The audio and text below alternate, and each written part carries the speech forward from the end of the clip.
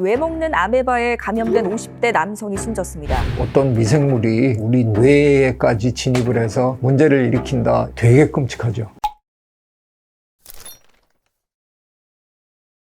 인간의 뇌를 먹어치우는 아메바. 그렇게 케이스가 많은 건 아니라서요.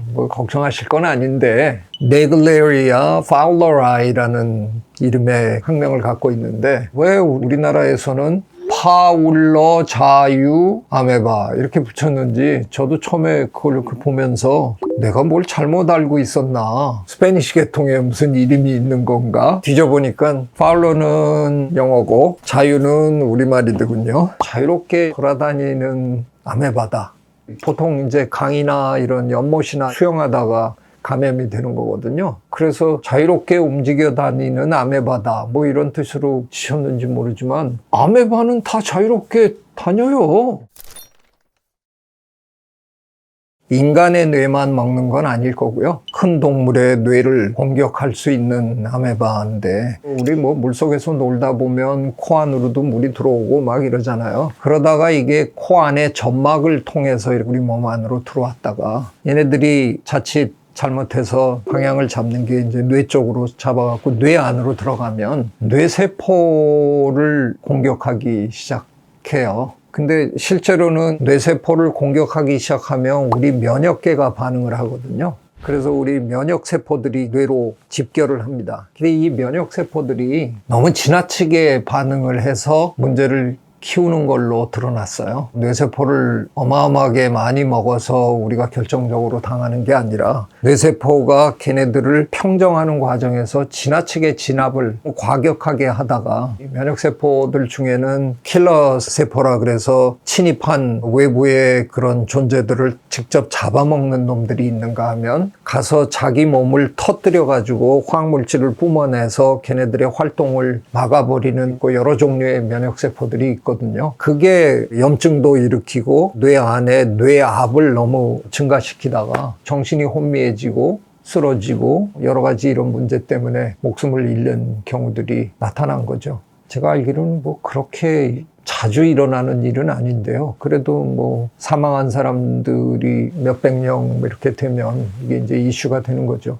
어떤 미생물이 우리의 몸에 들어와서 우리 뇌에까지 진입을 해서 문제를 일으킨다. 되게 끔찍하죠. 아메바라는 이름은 좀 잘못 지은 이름이에요. 엄밀하게 얘기하면 아메바가 아니고요. 재민님들이 예전에 중학교 생물 시간에 많이 본 듯한 놈일 거예요. 유글레나, 연두벌레에 가까운 아이예요. 그런 아이가 우리 몸으로 들어와서 뇌까지 파고들어서 문제를 심각하게 만드는 경우가 생기는 거죠.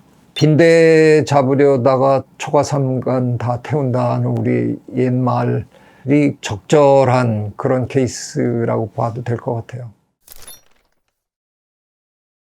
우리가 이번에 코로나를 겪으면서 시스템이 어떻게 돌아가는지에 대한 느낌들이 많이 이제 생겼잖아요. 치명력이 너무 강한 놈은 전파하는데 아무래도 효율적이지 못하니까 치명적이지는 않은데 전파력이 강한 그런 변이들이 훨씬 빨리 돌아다니기 시작한다. 약간의 상식 수준이 이제 됐는데, 그거는 거의 기생생물이 가지고 있는 기본 생활 방식이라 그래도 과언이 아니에요. 기생생물은 자기가 먹고 살아야 되는 그 터전 자체가 숙주인데 그 숙주를 너무 빨리 죽여버리면 문제가 되잖아요. 자기 스스로 자기의 삶의 터전을 없애는 거기 때문에 그런 전략보다는 숙주로 하여금 오랫동안 나에게 좋은 걸 제공할 수 있도록 그렇게 진화하는 게 좋은 방법이죠. 단 전제 조건이 있는 거죠. 만약에 다음 숙주로 옮겨가는 게 굉장히 쉬우면 빨리 이 숙주 해치우고 다음 숙주로 가면 되는 거예요. 그런데 그 옮겨가는 게 쉽지 않을 경우에는 내가 지금 잡아놓은 이 숙주를 빨리 없애는 건 불리한 전략인 거죠. 그러나 감염력이라는 게 바이러스 자체가 혼자 능동적으로 감염시키는 건 아니거든요. 중간 매개체가 있으면 얘기가 달라지는 거예요. 그게 말라리아의 경우예요. 모기가 옮겨주는 거니까 모기는 멀리 가서도 감염시킬 수 있는 거잖아요. 중간에 병원체를 옮겨줄 수 있는 적극적인 매개체가 있는 경우에는 훨씬 전파하는 게 용이하기 때문에 지금 감염시킨 숙주를 죽여버려도 아무 손해가 없는 거죠. 그래서 말라리아가 왜 이렇게 많은 사람을 죽이느냐 하는 건 전파하는 게 용이하기 때문에 독성이 아주 강한 그런 변이들이 잘 먹고 잘 사는 거예요. 근데 이게 전파가 차단되기 시작하면 독성이 너무 강한 놈들은 지금 감염시킨 그 숙주랑 운명을 같이 하고 끝나는 거니까 더 이상 성공을 거둘 수가 없는 거죠. 그래서 제일 좋은 방법은 모기를 빨리 때려잡는 방법. 이게 가장 원시적이지만 그게 좋은 거고요. 근데 이미 말라리아 병원체는 걸린 사람이 모기가 물고 있는데 이걸 때려잡을 능력도 없게끔 아주 완전히 망가뜨려 버리는 거죠. 그러면 걔는 신나게 빨고 다음 또 숙주를 찾아가면 되는 거니까. 그러니까 말라리아는 점점 더 독성이 강한 놈들이 득세할 수밖에 없는 거란 말이에요. 그러니까 우리는 어떻게 하면 전파가 안 되게 하는 방법이 뭘까? 이걸 차단하는 게 가장 좋은 방법이죠. 가장 좋은 방법은 모기장 치는 거예요. 모기장을 치고 자기 시작하면 모기가 다음 숙주에게 가지 못하고 자기가 이미 감염시킨 그 숙주와 거기서 끝나버리는 거니까. 만약에 그 다음에 말라리아가 더 기승을 부릴 수 있는 뭐가 나온다 그러면 걔는 아마도 숙주를 별로 죽이지 않는, 증상이 그렇게 험하지 않은 것들이 이제 득세를 하겠죠. 이 이론이 기생생물의 생활 방식에 그대로 적용이 되는 거예요. 다만 빨리 해치우고 다음 놈 공격할 수 있다, 이거가 보장되기 시작하면 얘네들이 이제 독해지기 시작하는 거죠.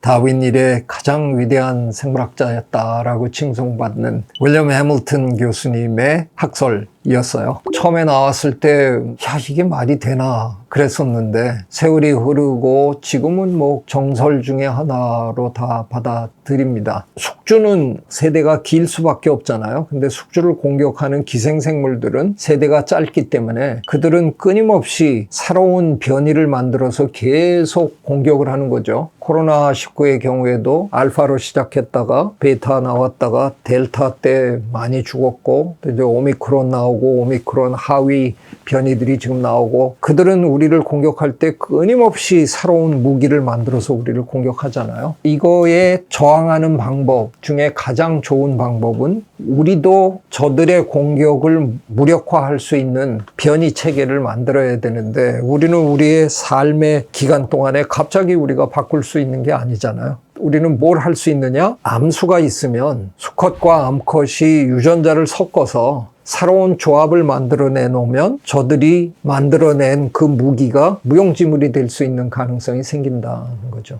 그런 전략보다 훌륭한 전략이 어디 있겠느냐. 대개의 경우에 병원체들은 무성생식을 하는 생물들인데, 무성생식을 하다 보니까 돌연변이가 일어나지 않는 한 자체적으로 변이를 만들어낼 수 있는 방법은 없거든요. 지금 지구상에 그래도 살아남은 동식물들을 쭉 둘러보면 유성생식을 하는 동식물들이 훨씬 세력을 확보하고 있는 거거든요. 단기전에서는 우리가 불리하지만 장기전에서는 결국은 우리는 유전자의 재조합 과정을 겪으면서 우리들 중에 누군가는 살아남고 그들이 또 세대를 이어가고, 우리가 지금 코로나로 거의 6억 명 이상이 감염이 됐는데 외국의 많은 나라들은 진료도 못 받아보고 죽은 사람 진료도 못 받아보고 그냥 사는 사람, 이런 사람들이 굉장히 많은 거라서 WHO의 통계는 상당히 과소평가돼 있는 게 사실이죠. 만약에 조금 더 잡아서 8억이라고 합시다. 근데 지금 세계 인구가 80억이잖아요. 그럼 10분의 1의 몸 안에 코로나 바이러스가 진입했다는 겁니다. 이거 만만치 않은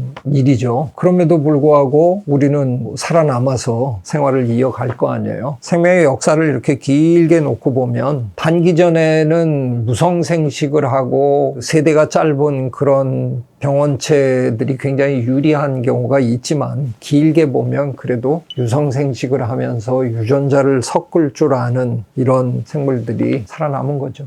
그런 차이를 우리가 충분히 이해할 수 있는 겁니다. 저는 가끔 이제 기생생물 얘기하면 만일 제가 석사를 마치고 기생충을 연구하는 게 새로운 르네상스를 맞고 있다라는 걸 알았더라면 내 삶이 어떻게 변했을까 가끔 생각해 봐요. 윌리엄 해밀턴 교수님의 제자가 되기 위해서 해밀턴 교수님 댁에 저를 거기 머물게 해주셔가지고 닷새를 그 댁에서 먹고 자고 그 위대한 학자랑 같은 소파에 앉아가지고 생물학의 거의 모든 그런 얘기들을 다 이렇게 나누고 그랬는데 만약에 옥스퍼드로 따라갔으면 저는 아마 기생충 연구를 했을 거예요. 그랬으면 지금 제 삶은 어떻게 달라졌을까 가끔 생각하면 기분이 좀 묘합니다. 제가 펜실베니아 주립대학에서 기생충 연구를 시작한 건 후딱 하고 빨리 끝내고 다른 데 가려고 시작한 거거든요. 웬걸 그거 하면서 너무 많은 걸 배워버린 거예요. 비록 저는 그 분야로 전공자가 되지는 않았지만 제가 민벌레, 개미 이런 걸 연구하면서도 끊임없이 새롭게 부활한 기생충학 분야에 관심을 꺼버릴 수가 없었어요.